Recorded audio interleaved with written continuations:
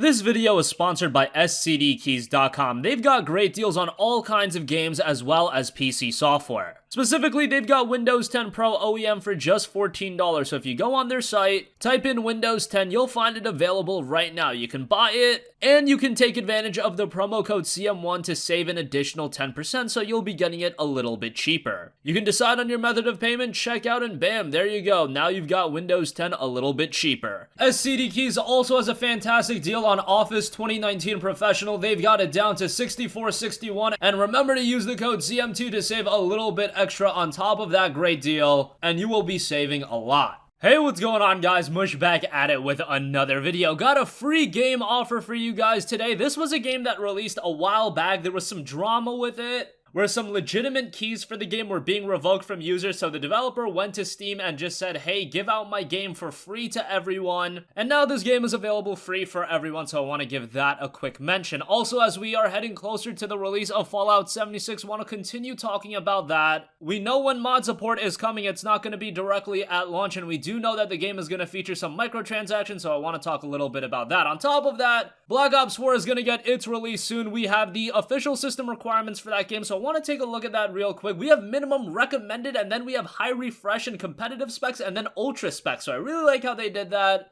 I've always been an advocate of more tiers of system requirements because just having minimum and recommended doesn't tell the whole story, so good to see Black Ops 4 of all games is going that route. Then I want to round out the video by taking a look at some pretty good deals available right now. Dying Light the Following Enhanced Edition got a great deal on that. And then we also have a new Humble Bundle that is very good, so more on that at the end of this video. First up, the free game. I know you guys are interested in this. Evolvation, I don't know if I'm saying that right. A game that had a little bit of drama attached to it, as I mentioned. Legitimate keys for the game were getting revoked, but apparently it's a pretty good game. Even if you do go on Steam, the recent reviews are mixed, but it's just people complaining about that. So fundamentally speaking, apparently the game is pretty good. The description is it's a class-based and fast-paced multiplayer arena space flying shooter with multiple game modes, which can be played solo and team-based. Classes are high-speed fighters, stealth, support, and tank. Each class has its own special ability, which provides a dynamic gameplay. I feel like that's a typical saying in a lot of games. Each of these classes have their own unique, specialized way of playing. I get that that's probably accurate, but it's kind of funny how all of these games use that same phrase, just reworded a little bit. Nonetheless, it's available for free, so no worries in checking that out. I'll leave a link in the description box down below. It looks like it is going to be free going forward, so even if you don't snag it up right now, this is just going to be available for you to download whenever.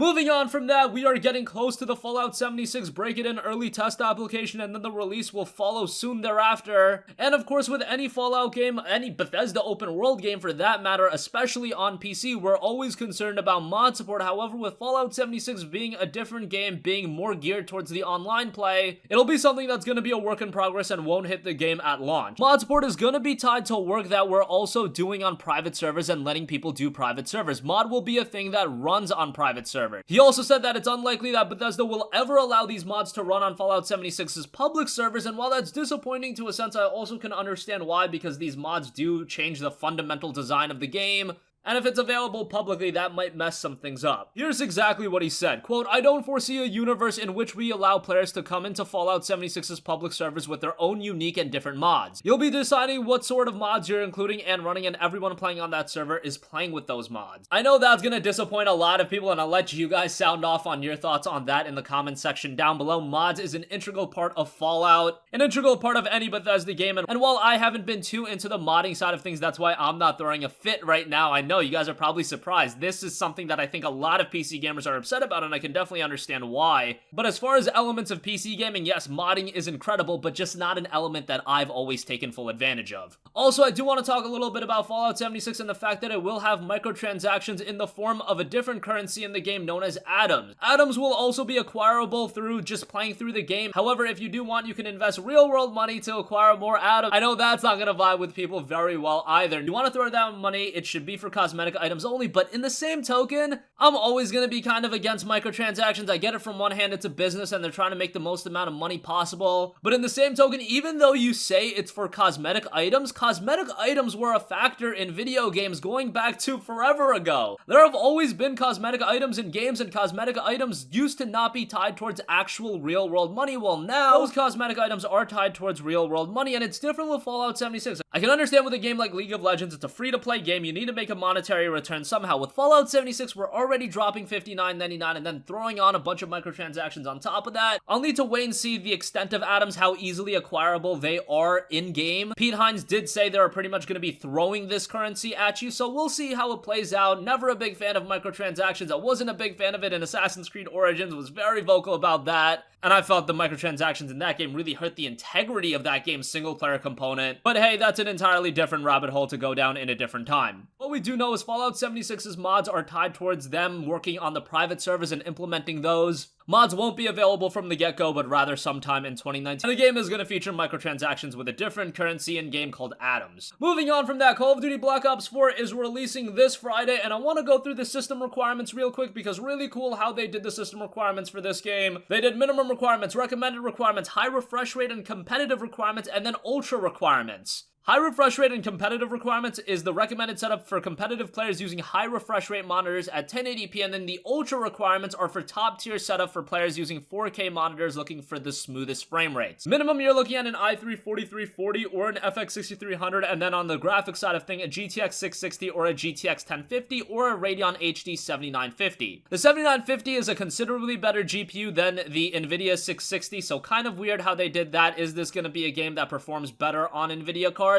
On the recommended side of things, you're looking at an i5 2500K or a Ryzen 5 1600X. Recommended graphics include a GTX 970 or a 1066GB, and then an R9 390 or an AMD RX 580. Now, the 580 and 1060 are actually pretty comparable. They don't list whether it's a 4GB or an 8GB 580, so that's kind of interesting. I like how on the Nvidia side of things, they actually listed a 1060 that's 6GB, but with the 580, it's just that arbitrary 580 labeling. You know, there is a 4GB and an 8GB 580. Some clarity on that would be nice. On the high refresh rate competitive specs, again, this is for 1080p high refresh rate, Intel Core i7 8700K or an AMD Ryzen 1800X, and then a GeForce GTX 1080 or a Radeon RX Vega 64 graphics card. And then finally, ultra specs, again, 4K monitors, smooth frame rates, i7 8700K, Ryzen 2700X, and then you'll want a GeForce GTX 1080 Ti. So I don't think the requirements for this game are actually that crazy. This is pretty suitable, especially if you're looking to play the game at 4K with a smooth frame rate. At 1080 Ti sounds pretty reasonable. High refresh rate at 1080p, I'm guessing that's north of 100 frames per second. Yeah, 1080 is not that crazy. I mean, it's a little high end, but I don't think that's that insane. And then the standard recommended requirements, which I imagine are for 1080p 60 frames per second, and 970 is an old GPU, 1066GB. That's not all too crazy, maybe a little bit higher end than some people thought, but I think it's pretty suitable all around. Again, Black Ops 4 releases this Friday. It'll be out 12 a.m. Eastern time, and if you're on the West Coast, it's actually going to unlock on October 11th at 9 p.m. Pacific time. Lastly, I do want to take a look at a couple of great deals available right now. First of all, the Humble Discovery Pack is $10, so this isn't your typical Humble bundle. It's just to pay $10 and then you get all of this content. You get War for the Overlord, Osiris New Dawn, Kentucky Route Zero, that's fantastic, Ruby Grimmaplex, Phantom Brave on PC, which is a great strategy RPG, and then Tricky Tower. And then on top of that, you do get Rooster Teeth first subscription, 1 month free. I guess that's Rooster Teeth's subscription service for their content. And then you do get $2 of Humble wallet credit if you're a monthly subscriber. So a pretty good bundle there. $10 for all that content is really good, especially considering Grim Eclipse goes for a reasonably high price, as does Kentucky Route Zero, and I don't see Phantom Brave on PC on sale all too much. So if you have interest in one or two of those games, I would say that's worth a buy. And then lastly, this is probably the best deal on Dying Light, the Following Enhanced Edition that I've seen. 78% off down to $12.99.